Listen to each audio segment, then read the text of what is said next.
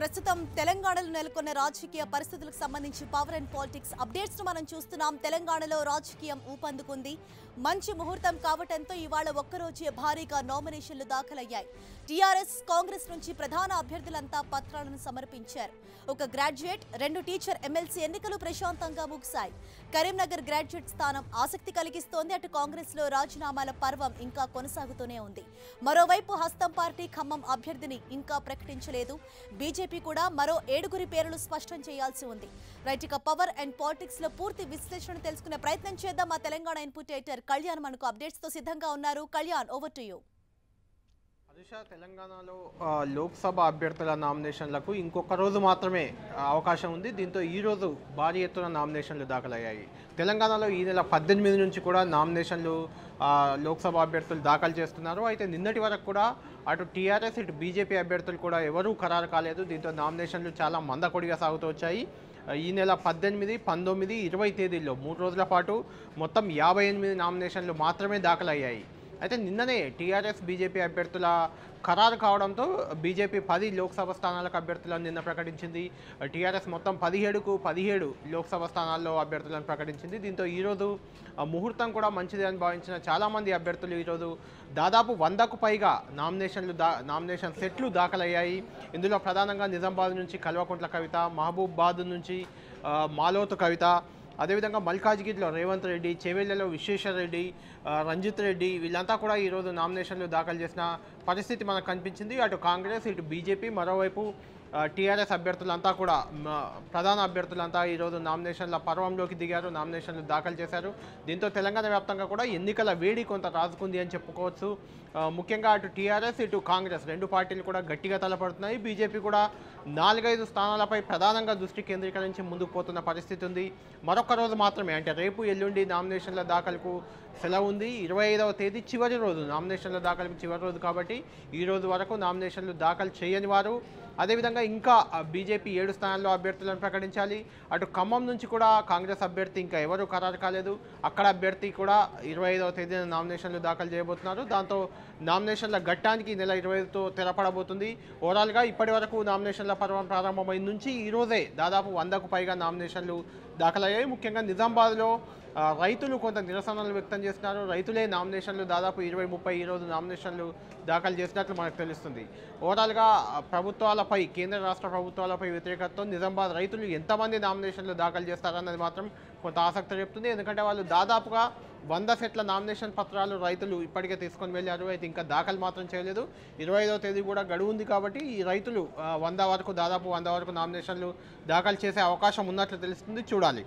ఇక మరోవైపు తెలంగాణలోని దాదాపు 8 జిల్లాల్లో కూడా వరంగల్, నల్గొండ, ఖమ్మం ఆ జిల్లాల్లో ఉపాధ్యాయ నియోజకవర్గానికి సంబంధించిన ఎన్నికలు, అదేవిధంగా కరీంనగర్, మెదక్, ఆదిలాబాద్, నిజామాబాద్లో ఉపాధ్యాయ మరియు గ్రాడ్యుయేట్ ఎన్నికలు, 2 ఎమ్మెల్సీ ఎన్నికలు కూడా మొత్తం 3 స్థానాలకు ఎన్నికలు ఈరోజు జరిగాయి. వీటికి సంబంధించి ఫలితం ఈ నెల 26వ తేదీ రాబోతుంది. ఉపాధ్యాయ ఎన్నికలకు, ఎమ్మెల్సీ ఎన్నికలకు సంబంధించిన విషయం కొంత హోరాహోరీగా లేకపోయినప్పటికీ ముఖ్యంగా కరీంనగర్ గ్రాడ్యుయేట్ ఎమ్మెల్సీ స్థానం ఎన్నిక అనేది చాలా ఆసక్తి రేపుతుంది. ఎందుకంటే ఇక్కడ నుంచి మాజీ మంత్రి, జగిత్యాలకు చెందిన మాజీ ఎమ్మెల్యే జీవన్ రెడ్డి కాంగ్రెస్ అభ్యర్థిగా బరిలోకి దిగారు. వరుస పరాజయాల నేపథ్యంలో ఉన్న కాంగ్రెస్ పార్టీకి ఉత్తర తెలంగాణ, ప్రధానంగా ఉత్తర తెలంగాణ మొదటి నుంచి కూడా టీఆర్ఎస్కు గట్టి బలమైన స్థానంగా ఉంటూ వచ్చింది. ఉత్తర తెలంగాణ పట్టభద్రులు ఏ రకమైన తీర్పు ఇస్తారన్నది ఆసక్తి రేపుతుంది. జీవన్ రెడ్డి ఒకవేళ గ్రాడ్యుయేట్ స్థానంలో గెలుపొందితే అది కాంగ్రెస్ పార్టీకి కొంత బూస్ట్ ఇస్తుందని మనం చెప్పుకోవచ్చు.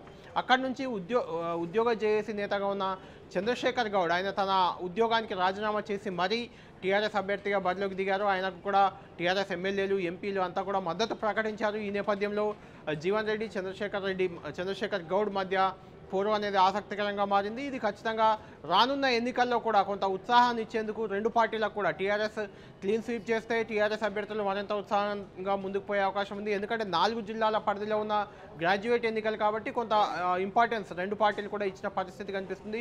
చూడాలి ఇక్కడ ఫలితం ఎలా ఉండబోతుంది అనేది ఈ నెల 26వ తేదీన తేలబోతుంది. ఇక మరోవైపు కాంగ్రెస్ పార్టీలో యథావిధిగా రాజీనామాల పర్వం కొనసాగుతూనే ఉంది.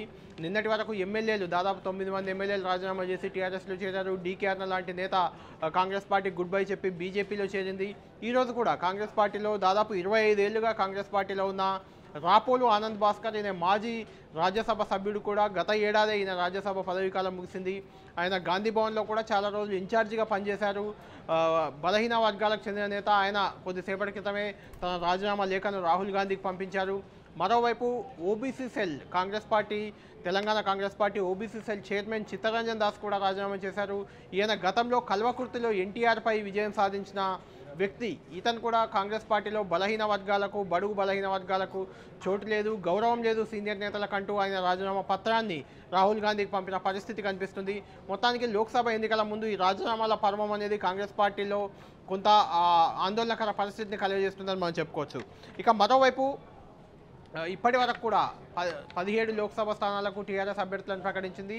అయితే ఖమ్మం లోక్సభ స్థానానికి ఇంకా కాంగ్రెస్ పార్టీ అభ్యర్థులను ప్రకటించలేదు. మరో 7 స్థానాలకు బీజేపీ కూడా అభ్యర్థులను ప్రకటించలేదు. వీళ్ళంతా కూడా టీఆర్ఎస్ కాంగ్రెస్లో ఉన్న అసంతృప్త నేతలను లాక్కునేందుకు బీజేపీ నేతలు ప్రయత్నిస్తున్నారు. అదేవిధంగా టీఆర్ఎస్లో టికెట్లు రాని వాళ్ళను, మొదటి వరకు టికెట్ ఆశించిన వారు ఎవరైనా వస్తారా ఖమ్మంలో పోటీ చేసేందుకు అనే దిశగా కాంగ్రెస్ పార్టీ కూడా ఆలోచన చేస్తున్నట్లు మనకు కనిపిస్తుంది. అటు సునీతా లక్ష్మారెడ్డి, మెదక్ జిల్లాకు చెందిన మాజీ మంత్రి సునీతా లక్ష్మారెడ్డితో బీజేపీ నేతలు నిన్ననే చర్చలు జరిపారు. ఆమెను మెదక్ పార్లమెంటు బరిలో దింపాలనే ఆలోచనలో బీజేపీ ఉంది. ఆమె కూడా కొంత సానుకూలంగానే ఉన్నట్లు తెలుస్తుంది. మరో 2 రోజుల్లో ఆమె బీజేపీలో చేరితే మెదక్ లోక్సభ అభ్యర్థి ఆమె కాబోతుంది. ఓవరాల్గా ఇతర పార్టీల నుంచి వచ్చే నేతల కోసమే ఇటు ఖమ్మం స్థానాన్ని కాంగ్రెస్, అదేవిధంగా మరో 7 స్థానాల్ని చేవెళ్ళ, పెద్దపల్లి లాంటి 7 స్థానాల్ని బీజేపీ ఇప్పటికీ ఇంకా ప్రకటించకుండా ఉంచినట్లు మనకు తెలుస్తుంది. చూడాలి వీళ్ళ ప్రయత్నాలు ఏవైనా ఫలిస్తాయన్నది చూడాలి. 25వ తేదీన ఏ స్థానం నుంచి ఏ పార్టీకి ప్రస్తుతం ఏ పార్టీలో ఉన్న నాయకుడు ఇంకే పార్టీ నుంచి 25వ తేదీన నామినేషన్ వేయబోతున్నారు అన్నది కూడా కొంత ఆసక్తి రేపుతుంది. Harish, thanks for the updates Kalyan.